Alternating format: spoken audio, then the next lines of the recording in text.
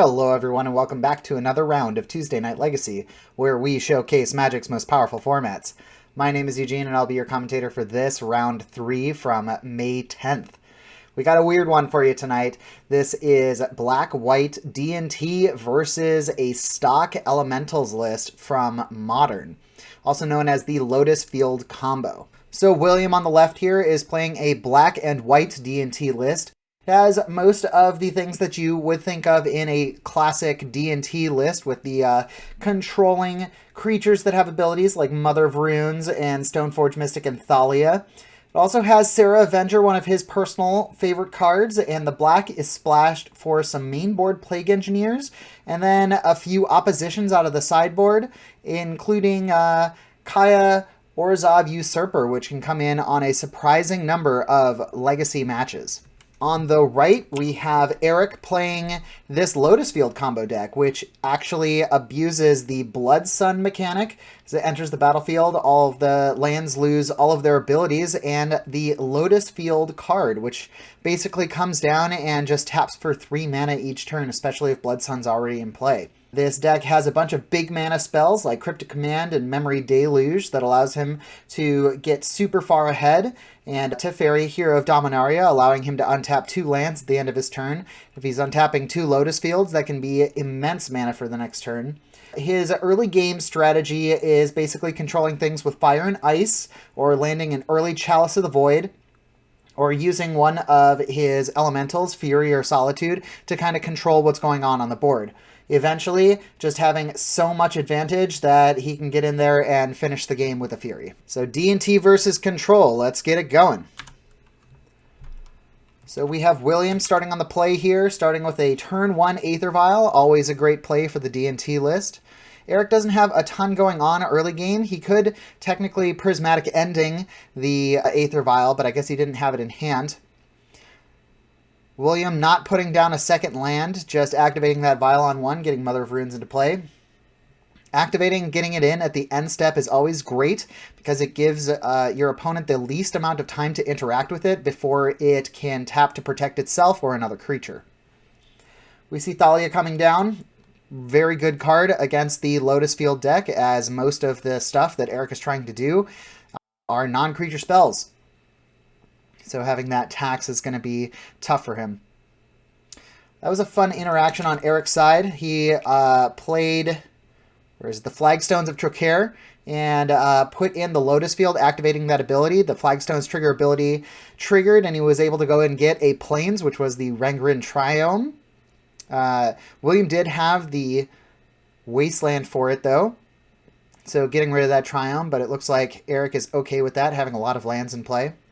Getting that Blood Sun down, it's going to shut off any further Wastelands. They will still be able to tap for colorless, but that's it. All of these shock lands are now dual lands for Eric. Getting to just put them into play and not take any damage for him, or the Spirebluff Canals. Basically, it takes away all of these conditional effects from all of these quote-unquote dual lands that have made them either, standard playable, pioneer playable, modern playable, and just makes them legacy playable. We did see a Memory Deluge go down, getting to look at the top 5 cards of the deck, because the Thalia tax actually forced Eric to pay an extra mana for it, but the way that the card is phrased, because he paid 5 into it, he gets to look at 5 and take 2, put them in his hand. We see Kahira going into hand, which is going to be immediately pitched for this Solitude. William kind of thinking about it. He knows that there must be some sort of effect coming afterwards. A second Solitude while the protection from white was on the stack.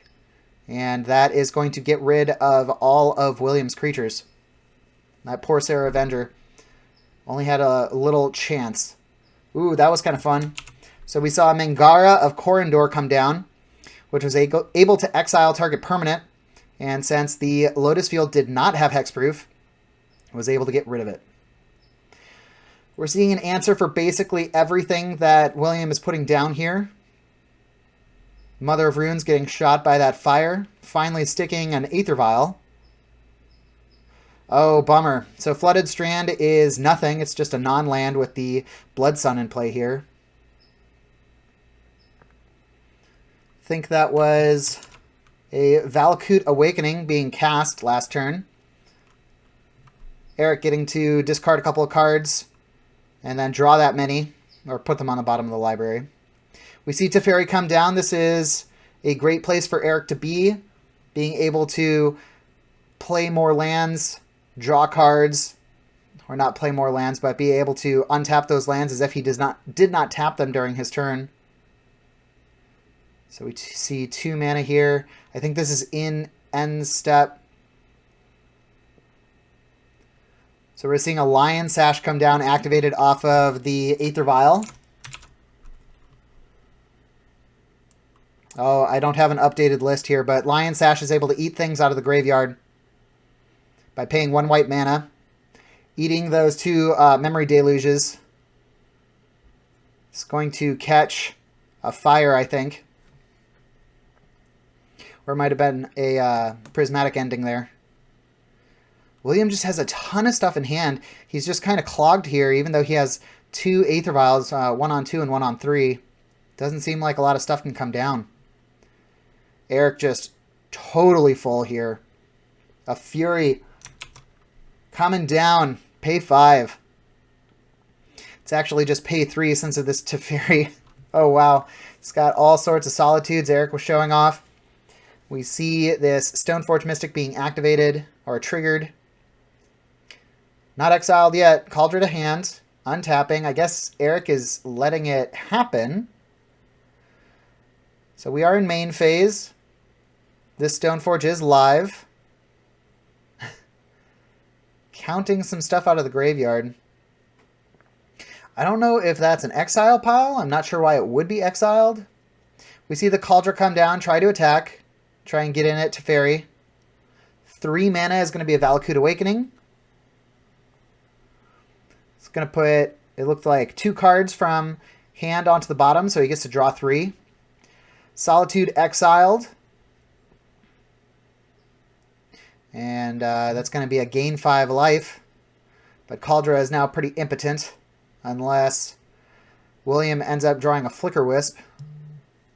Has his own Cauldron. Fires it off. Or not a Cauldron, excuse me. His own Solitude. Trying to get rid of a Fury, I think, for a counterspell. We see another Lion Sash come down. It's going to eat a couple cards out of the grave. Still dies, unfortunately. Untapping, going to William's turn, get a land down. And William just packed it up, says, there's way too much advantage on the board. We're just going to go to game 2. All right, just a couple lands to start the game. Eric is a little bit slow in the early game. This is probably the space that William has the best time to kind of set up a board presence to be able to take advantage in this game. But it looks like we just see a Recruiter of the Guard, which comes down and gets a creature with toughness 2 or less. Got a Stoneforge Mystic and just passed the turn there. All right, we see a Blood Sun come down and Council's Judgment to be able to get rid of it. And now this Wasteland is back online. So William deciding to get rid of the red source, which is going to put Eric off of another Blood Sun. He goes to try and play it, realizes he's got the Otawara, no red source there. And he plays the Valakut Awakening as the land side so that he has red mana accessible next turn. We see a Sanctum Prelate come down, choosing to be on 3, since Blood Sun does cost 3.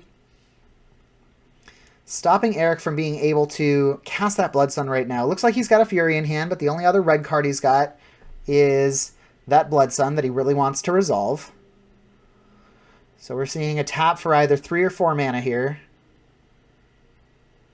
Getting Kahira, that was accidentally shuffled back into the deck, was supposed to be declared as companion.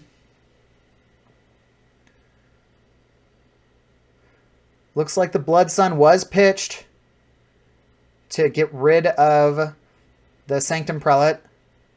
And the Mother of Runes tried to give protection from red to itself, and then we saw a Solitude get rid of that. Protection from red doesn't matter when the source is white. Stoneforge Mystic coming down on William's turn. Deciding Sword of Light and Shadow was not what he wanted to see. Goes and gets the Cauldron Complete instead. And then fires off another Stoneforge Mystic. And grabs it. Grabs it just because. Now he's got two of these Stoneforges online, hoping to fire off at least the Cauldron. Not sure what is in Eric's hand. He's got the Cryptic Command. Tap all dudes, draw a card. Although... oh, not tap dudes. It's bounce target permanent. Return target permanent to its owner's hand. Getting rid of that germ. Turning Cauldron back off. You know, Cauldron is super strong in a lot of places, but not when it comes to blue bounce effects. Then that token just would really like hexproof. We're seeing the Lotus Field go off with the swords of, or not the swords, the flagstones of Drokair. Activating. Oh, no activation here. Just playing a Stony Silence. Stony Silence coming out of the sideboard here.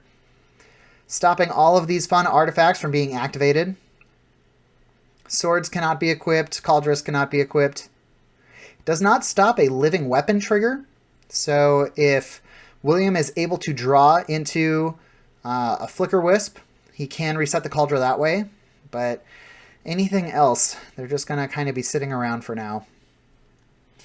See that Memory Deluge being cast on Eric's side? Probably, although it looks like a main board. Or a main phase. Main phase Memory Deluge. Gets that Lotus Field in play. Has to sacrifice the lands. A little bit shields down, but it looks like he's got two Solitudes in hand. So at least he can deal with any problematic permanents if something is really bad. Decides against it. Just takes the 4 damage from the beats. And passes it right back. Has access to 6 mana. He's got that Cryptic Command in play. We see 5 mana for the Solitude coming down. Bouncing it. Bouncing the Thalia with the Caracas to stop the Exile effect, but catching one of the Stoneforge Mystics in blocks declared. Redeploying that Thalia with the 2 mana. Second main phase. So this is the ideal situation Eric wants to be in. Having the Teferi down. Getting to draw extra cards and untap his 2 Lotus Fields. Having access to so much mana on William's turn. Has that other Solitude in hand, but decides just to let the damage be dealt. William tries to go for a pseudo-vigilance here by bouncing and returning Thalia to play, but it catches another Solitude, which is going to get Thalia out of there. Then Eric is going to deploy that Fury, which is all these elementals super quick win condition here. Tries to play the main board Plague Engineer. Probably extra Plague Engineers out of the sideboard to name elemental, but had the counter spell for it, and William decided to call it a game. So there you have it. The overwhelming control of the elementals list was just too much for Black and White Death and Taxes to handle. Thanks again for joining us for these videos. It really means a lot to me if you would consider liking the video, and if you haven't already, please subscribe to the channel so that you can stay up to date on all of our cool live Legacy content, and any other content for that matter. Big thank you to Spellhold Games for allowing us to record all of this content at their store. We wouldn't exist without you. Finally, our next video is going to be from one of our Pauper tournaments. It's going to be Rakdos Burns versus White Green Slivers. We'll see you then.